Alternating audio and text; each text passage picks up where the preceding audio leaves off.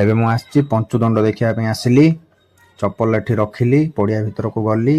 ପଡ଼ିଆ ଭିତରେ ଦେଖିଲି 5ଟି ଦଣ୍ଡକାଳୀଙ୍କ ସ୍ଥାପନ ହେଇଛି। ସେଠି ଆଳତି ଚାଲିଛି, କିଛି ରୋଷେଇ ମଧ୍ୟ ଆରମ୍ଭ ହୋଇସାରିଲାଣି।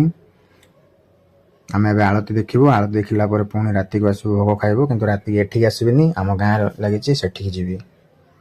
ଏବେ ରାତି 12ଟା ହେଲା, ମୁଁ ଉଠିଲି, ମୋ ସାଙ୍ଗ ମୋତେ ଫୋନ୍ କରିଥିଲା, ଭୋଗ ଲାଗିଗଲାଣି, ମୁଁ ଏବେ ଯିବି ଆମ ଗାଁରେ ଆମ ସାହି ପିଲାଙ୍କ ସହ ମିଶିବି, ସମସ୍ତେ ମିଶିକି ଆମେ ଯିବୁ ଭୋଗ ପ୍ରସାଦ ସେବନ କରିବା ପାଇଁ।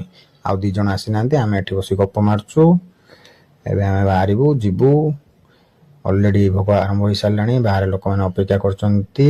ଆମେ ଏବେ ଟିକେ ଅପେକ୍ଷା କରିଲୁ, ପୁଣି ବସିଲୁ। କାଳିଆ ସବୁ ବସୁଛି, ଖାଉଛି, ତାପରେ ଆମେ ବି ବସିବୁ। ଗାଁରେ କରେଣ୍ଟ କାଟି ଦେଇଛନ୍ତି, ଅନ୍ଧାର ହେଇଯାଇଛି। ଆମେ ବାଣ ଫୁଟେଇକି ମାଆଙ୍କ ଆଗମନ କରୁଛୁ।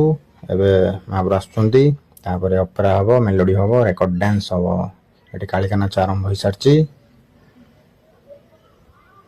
କାଳିକା ନାଚ ଦେଖିଲା ପରେ ଏବେ ଚଢ଼େଆ ନାଚ ଷ୍ଟେଜରେ ହେଉଛି। ନାଚ ସରିଲା ପରେ ଅଫସର ମାନେ ଆସିଲେ, ଏବେ ଟାଟା ଟାଟା ଟାଟା ଟାଟା ଟାଟା ରେକର୍ଡ ଡ୍ୟାନ୍ସ ଦେଖିବା।